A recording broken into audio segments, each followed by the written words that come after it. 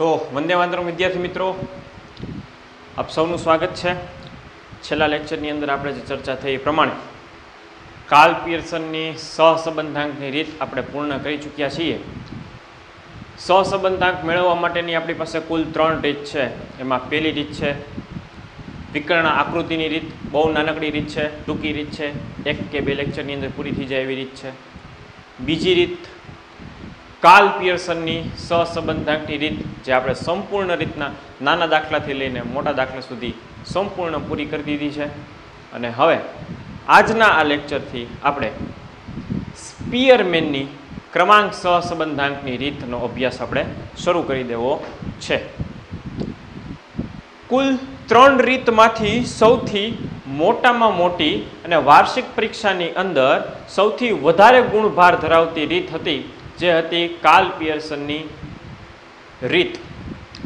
Karl પિયર્સનની રીતની અંદર જે કાંઈ આપણે દાખલા ગણ્યા એ વાર્ષિક પરીક્ષાની અંદર સૌથી વધારે ગુણભાર સાથે દાખલાઓ પૂછાય છે। અને મોટી રીત હોવાના કારણે સમય ઝાઝો લાગ્યો છે, લેક્ચર વધારે બન્યા છે અને અભ્યાસ વધારે કરવો પડ્યો હતો। નાના દાખલા, મોટા દાખલા, અલગ અલગ સૂત્ર, છેલ્લા લેક્ચરોની અંદર આપણે ચર્ચા કરી પ્રમાણે છેલ્લા 2 લેક્ચરની અંદર તો આપણે સાવ વિશિષ્ટ પ્રકારના દાખલાઓ જોયા હતા। એ તમામ બાબતો જોઈ અને આજે આપણે એ પડાવે પહોંચી ગયા છે કે આપણે આપણી આમ ત્રીજી રીત અને આપણા ટોપિક પ્રમાણે બીજી રીત સ્પીયરમેનની ક્રમાંક સહસંબંધાંકની રીતને આપણે શરૂ કરી શકીએ।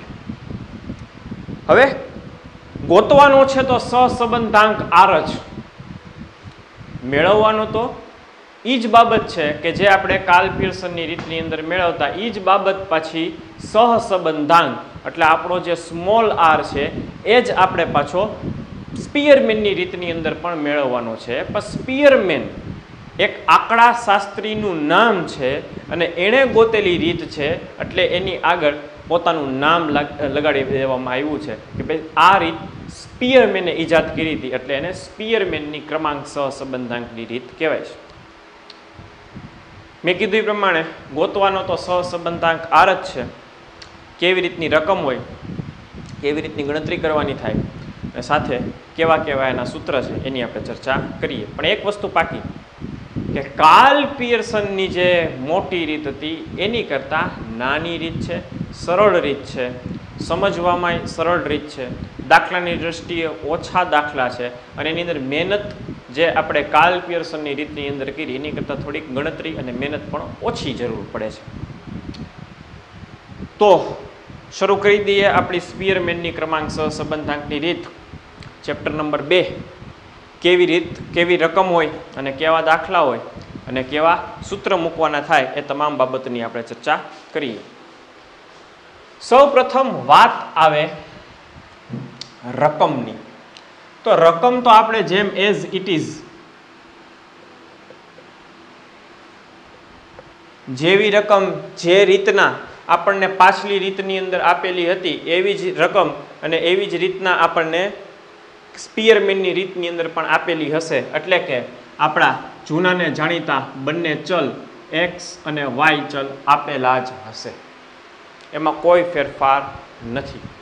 જેમ કાર્લ પિયર્સનની રીતની અંદર એક્સ અને વાય ચલ આપેલા હતા એવી જ રીતના આપણને સ્પીયરમેનની રીતની અંદર પણ આપણા જૂનાને જાણીતા ચલ તો કે ક્યાં તો કે એક્સ અને વાય ચલ જ આપેલા હશે, એનીથી વિશેષ કોઈ પણ બાબત આપેલી હશે નહીં। ફોર એક્ઝામ્પલ, તમને ચલ એક્સ આવી રીતના આપ્યો હોય કે 35, 40, 48, 30 અને 25, બરાબર। વાય ચલ આપેલો હોય કંઈક આવી રીતના કે ભાઈ 32, 44, 20,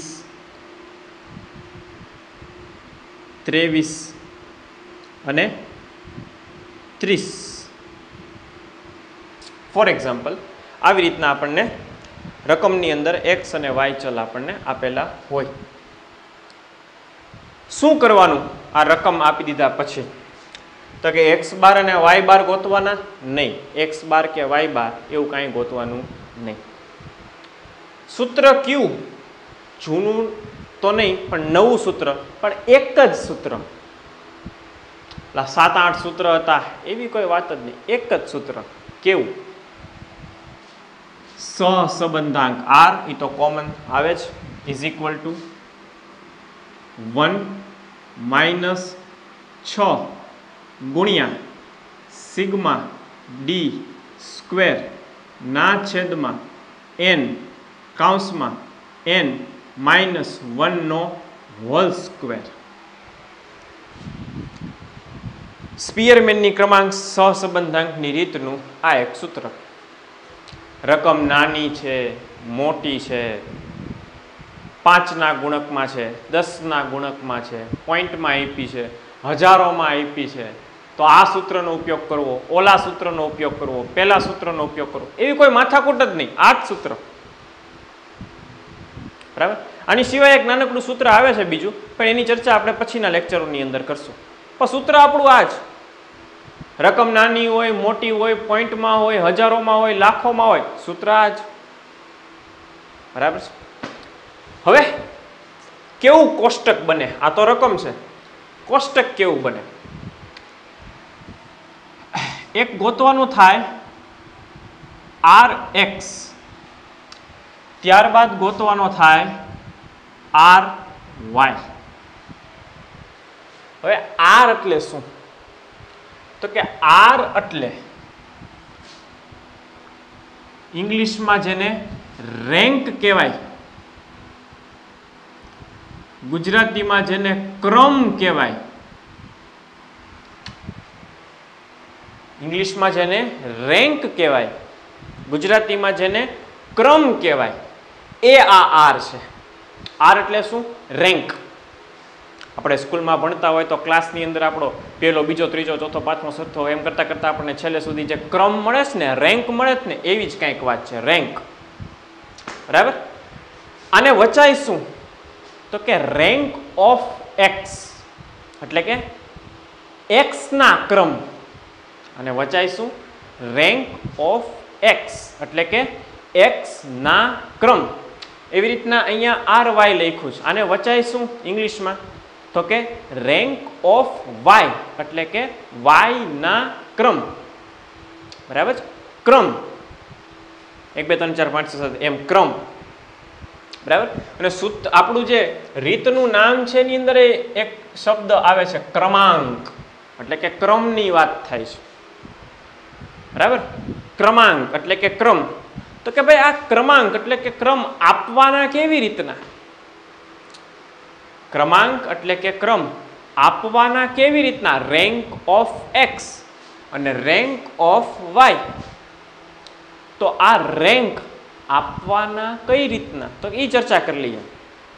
આપણે જાણીએ છીએ એવી રીતના છેલ્લા 10-11 વર્ષથી 11-12માં આવ્યા એટલે તમે 11 વર્ષથી સ્કૂલ જીવનની અંદર છો અને એમાં તમે જાણો છો એ પ્રમાણે સૌથી વધુ માર્ક આવેલા વિદ્યાર્થીઓને પહેલો રેન્ક મળે. પછી તો કે એની કરતાં ઓછા માર્કવાળાને બીજો રેન્ક મળે, એની કરતાં ઓછા માર્કવાળાને ત્રીજો, એની પછી ચોથો, પાંચમો, છઠ્ઠો, સાતમો, આઠમો, નવમો, 10 એવી રીતના ક્રમ આપવાના થાય છે ને આપણા સ્કૂલ જીવનની અંદર. અત્યારે પણ તમે સ્કૂલ જીવનમાં છો એવી જ રીતના. બરાબર. સૌથી વધુ માર્ક મળ્યા હોય પરીક્ષાની અંદર એને પહેલો ક્રમ, સૌથી ઓછા માર્ક મળ્યા હોય પરીક્ષાની અંદર એને છેલ્લો ક્રમ. તો એ જ પદ્ધતિ અનુસાર આપણે આ ક્રમ આપવાના છે. બરાબર. એટલે પેલા રેન્ક ઓફ x, તો કે આ x ના ક્રમ. બરાબર. સૌથી વધુ માર્ક આવતા હોય એને પહેલો ક્રમ આપવાનો. તો જો અહીંયા સૌથી વધુ માર્ક છે તો એની સામે અહીંયા આપવાનો થાય પહેલો નંબર. એનો અર્થ એમ કે આ માર્ક સૌથી વધુ છે તો એને નંબર કેટલામાં મળશે? તો કે પહેલો. આની કરતાં ઓછા માર્ક આવ્યા હોય, 48 કરતાં ઓછા માર્ક આવ્યો હોય વિદ્યાર્થીને કેટલા ક્રમ આપવાના? તો કે બીજો ક્રમ. તા બીજો ક્રમ ધરાવે છે. 40 કરતાં ઓછા માર્ક આવ્યા હોય એવા કેટલા માર્ક છે? તો કે 35. તો આને આપવાના થાય તમારે ત્રીજો ક્રમ. બરાબર. પછી 35 કરતાં ઓછા માર્ક તો કે આ રહ્યા 30. ચોથો ક્રમ અને છેલ્લે પાંચમા વિદ્યાર્થીનો છેલ્લો નંબર આવ્યો છે એને આપવાના થાય 5 ક્રમ. 5 વિદ્યાર્થીના ગુણ હોય તો ક્રમે 5 જ થાય. એક ક્લાસની અંદર 5 વિદ્યાર્થી હોય તો 5 ક્રમ આપવાના થાય. એક ક્લાસની અંદર 20 વિદ્યાર્થી હોય તો 1 થી લઈને 20 સુધી ક્રમ આપવાના થાય. 50 વિદ્યાર્થી હોય તો 1 થી લઈને 50 ક્રમ આપવાના હોય. કોમન સેન્સના આધારે સૌથી વધુ ગુણ ધરાવતા વિદ્યાર્થીને પહેલો ક્રમ આપવાનો. એમ કરતાં કરતાં સ્ટેપમાં છેલ્લે વયું જવાનું અને જેને સૌથી ઓછા માર્ક આવ્યા હોય એને છેલ્લો ક્રમ આપવાનો. પણ એક વસ્તુ ફાઇનલ, વિદ્યાર્થી 5 હોય તો ક્રમ 5 જ આપી શકાય. વિદ્યાર્થી 5 હોય તો કોઈનો છઠ્ઠો નંબર આવે નહીં. કોમન સેન્સની વાત છે. તો મેં એક્સ ના ક્રમ તો આપી દીધા, તો વાય ના ક્રમ એટલે કે રેન્ક ઓફ વાય એ જ રીત, કોઈ ફેરફાર નહીં. સૌથી વધુ માર્ક આવ્યા હોય એને પહેલો ક્રમ. તો જો આ સૌથી વધુ માર્ક છે 44, બરાબર, તો આને પહેલો ક્રમ. પછી એની કરતાં ઓછો માર્ક આવ્યો હોય એને બીજો ક્રમ. તો 44 કરતાં ઓછા માર્ક કેટલા છે? તો કે 32, તો 32 ને બીજો ક્રમ.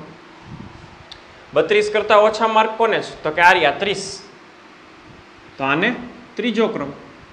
પછી 30 કરતાં ઓછા માર્ક આવ્યા હોય વિદ્યાર્થીને કેટલા માર્ક આવ્યા છે? તો કે 23 માર્ક આવ્યા છે, તો આને ચોથો ક્રમ. અને છેલ્લે 20 માર્ક મેળવનાર વિદ્યાર્થીને પાંચમો ક્રમ. અપાઈ ગયા ક્રમાંક અપાઈ ગયા. ત્યારબાદ ક્રમ અપાઈ જાય પછી તો કે તફાવત લેવાનો. તફાવતને ઇંગ્લિશમાં ડિફરન્સ કહેવાય. એટલે ડિફરન્સનો અહીંયા ડી આવે. તફાવત લેવાનો, તફાવતને ઇંગ્લિશમાં ડિફરન્સ કહેવાય. એટલે ડિફરન્સનો અહીંયા ડી. તો કે તફાવત કેમ એ રીતના લેવાનો થાય? તો કે એક્સ ના ક્રમમાંથી વાય ના ક્રમની બાદબાકી. એટલે કે આ પદમાંથી આ પદની બાદબાકી. 3 માંથી 2 જાય +1, 2 માંથી 1 જાય ફરી પાછા +1, બરાબર. 1 માંથી 5 જાય -4, 4 માંથી 4 જાય 0, 5 માંથી 3 જાય +2. ડિફરન્સ એટલે લાસ્ટમાં તમારે કરવાનો થશે ડી નો સ્ક્વેર. એટલે કે આ બધા પદનો કરવાનો થાય શું? તો કે વર્ગ. અને તમે જાણો છો એ પ્રમાણે વર્ગ કોઈ દિવસ માઇનસમાં આવે નહીં. તો 1 નો 1, 1, 16, 0 અને 4, બરાબર છે. આનો તમારે સરવાળો કરવાનો થાય તો 16 ને 4 20, 20 ને 2 22. તો અહીંયા આપણને સિગ્મા ડી સ્ક્વેર મળે 22. અને આ જે આપણો સિગ્મા ડી સ્ક્વેર છે એ આપણે અહીંયા સૂત્રમાં મૂકવાનો થાય. કોષ્ટક આટલું જ, આનાથી વિશેષ કોઈ પણ જાતનું કોષ્ટક બનશે નહીં. આ 2 રકમ અને બાકીના 4 સ્ટેપ, કુલ 6 કોલમ થાય. અને છેલ્લે જે કોલમની અંદર જે જવાબ આવે એ જ સૂત્રમાં મૂકવાનો થાય. આના સરવાળા, આના સરવાળા, આના સરવાળા, આના સરવાળા કે આના સરવાળા, કોઈના સરવાળા આપણે કંઈ કરવાની જરૂર છે નહીં. સાદું, સિમ્પલ, સહેલું. હવે તો કે સૂત્રમાં આપણે કિંમત મૂકી જોઈએ. 1 ના 1, માઇનસ ના માઇનસ, 6 ના 6, પોઈન્ટ છે એટલે ગુણાકાર, એટલે આ ગુણાકારની નિશાની. સિગ્મા ડી સ્ક્વેર 22 મળ્યો છે, આ 22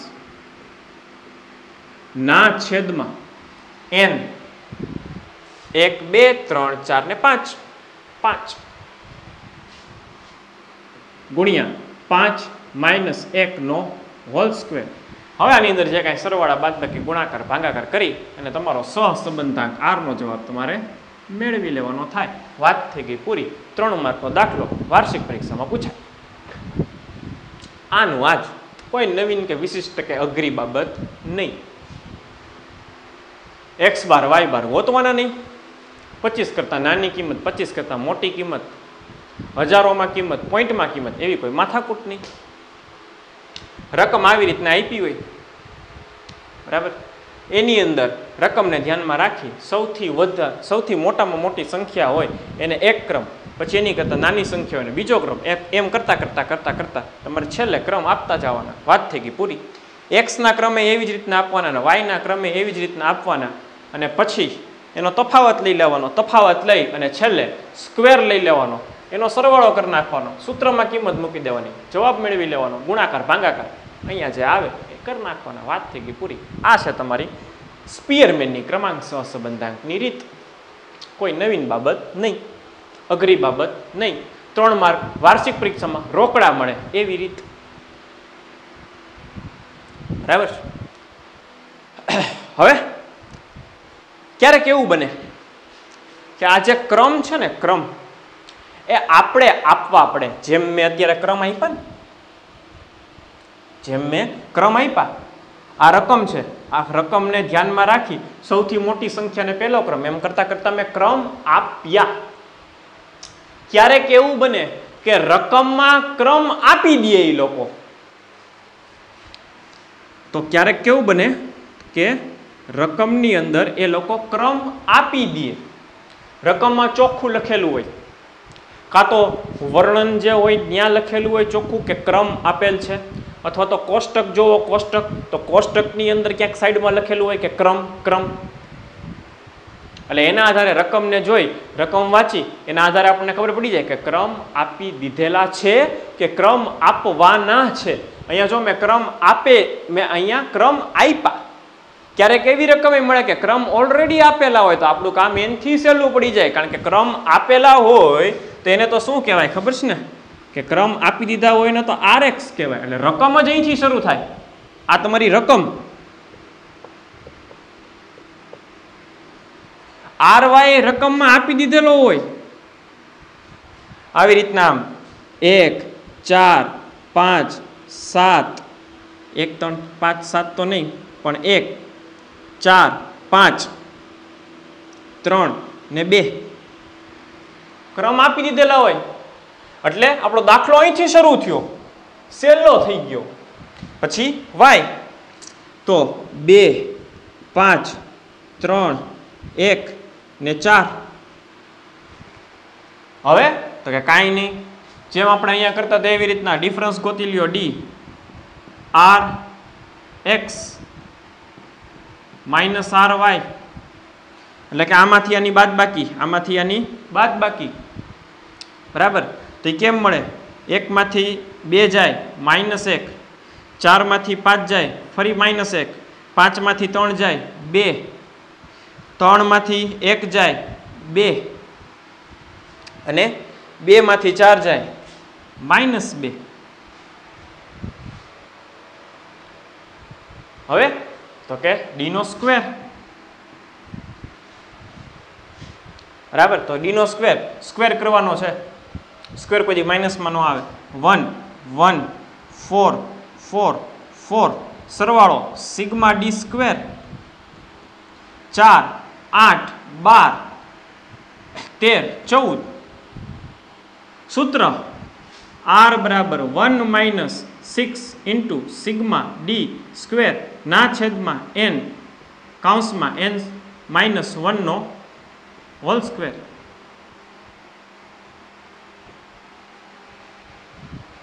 વાત થઈ ગઈ પૂરી. સૂત્રમાં કિંમત મૂકી દો અને આગળ દાખલો ગણવા માંડો. એક જગ્યાએ મેં તમને સ્ક્વેર ખોટી જગ્યાએ લખી દીધો છે. આ સ્ક્વેર અહીંયા આવશે.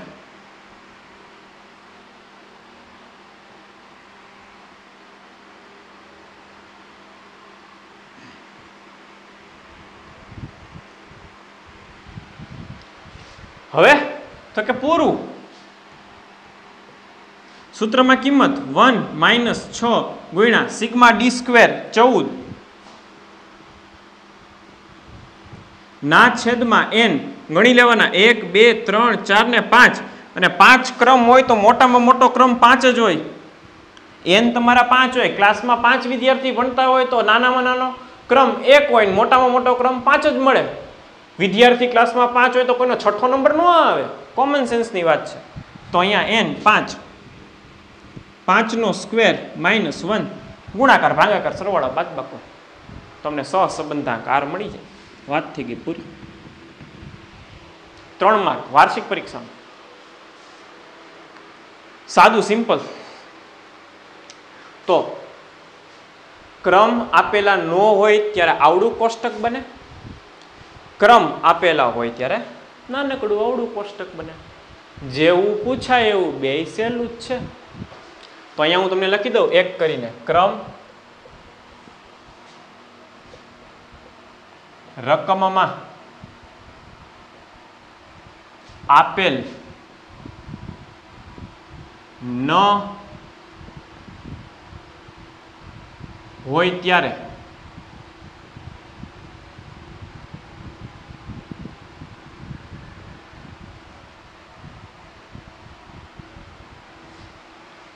અને અહીંયા બીજું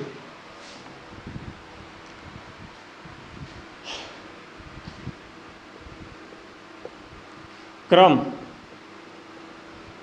રકમમાં આપેલ હોય ત્યારે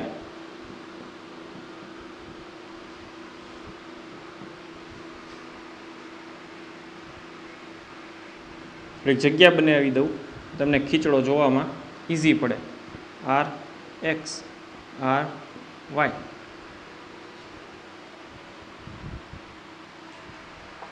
બસ બે પ્રકારના કોષ્ટક હોય. ક્રમ રકમની અંદર આપેલા હોય ત્યારે આવડું ચાર જ 1 2 3 ને 4 નું કોષ્ટક.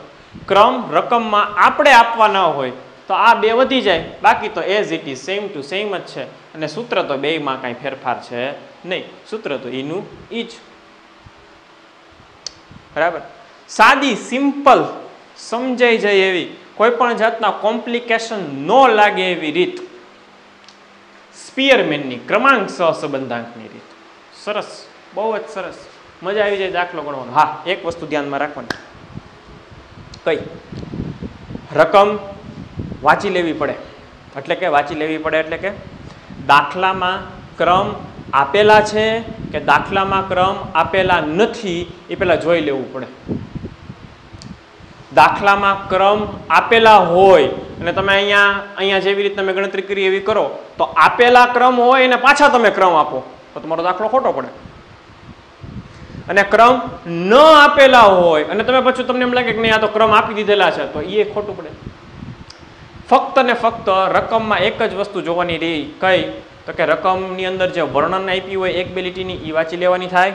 અને કોષ્ટક છે, કોષ્ટકની અંદર ડાબી બાજુ જે અમુક બાબતો આપી હોય, ચલના નામ આપ્યા હોય એમાં જરાક ક્રમ છે કે નહીં આપણને લખેલું આપેલું હોય તો બસ ઉપરનું વર્ણન અને કોષ્ટક આખું વ્યવસ્થિત રીતના વાંચી લેવાનું, જેથી કરીને આપણને આઈડિયા આવી જાય કે રકમની અંદર ક્રમ આપેલા છે કે ક્રમ આપેલા નથી. બસ એ જ બાબતનું ધ્યાન રાખવાનું, એ સિવાય કોઈ પણ બાબતનું ધ્યાન આ રીતની અંદર રાખવાનું થતું નથી.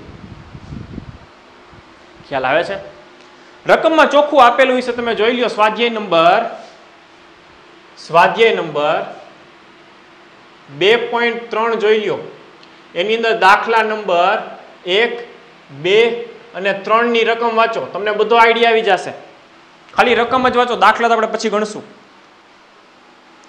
ખાલી રકમ જ વાંચી લ્યો. સ્વાધ્યાય નંબર 2.3 ની ખાલી રકમ જ માત્ર ને માત્ર વાંચી લ્યો. તમે ત્રણેય દાખલાની જો રકમ વાંચો એટલે તમને ખબર પડી જાય કે કયા દાખલામાં ક્રમ આપેલા છે અને કયા દાખલામાં ક્રમ આપેલા નથી. ચોખ્ખું વર્ણનમાં લખ્યું જ હશે કે આ દાખલામાં ક્રમ આપેલા છે, આ દાખલામાં ક્રમ આપણે આપવાના છે. આપણને એટલો આઈડિયા આવી જાય રકમને વાંચતા કે ક્રમ આપણે આપવાના છે કે રકમમાં ક્રમ આપેલા છે. બસ એટલું જાણી લીધું, વાત થઈ ગઈ પૂરી. આપેલા હોય તો આવી રીતના, ન આપેલા હોય તો આવી રીતના. બે સહેલું જ છે, બે સીધું જ છે, બે સમજાઈ જાય એવું છે. બરાબર? એટલે જોજો 2.3 નંબરનું સ્વાધ્યાય ને પેલા બે દાખલા જુઓ. પેલા બે દાખલા એની અંદર ક્રમ આપેલા હોય છે, ચોખ્ખું લખેલું હોય છે કે નીચે ક્રમ આપેલ છે. ત્રીજો દાખલો જોજો, એમાં એવું નહીં લખ્યું હોય. સ્વાધ્યાય નંબર 2.3 જોવો ને તો તમને આઈડિયા આવે.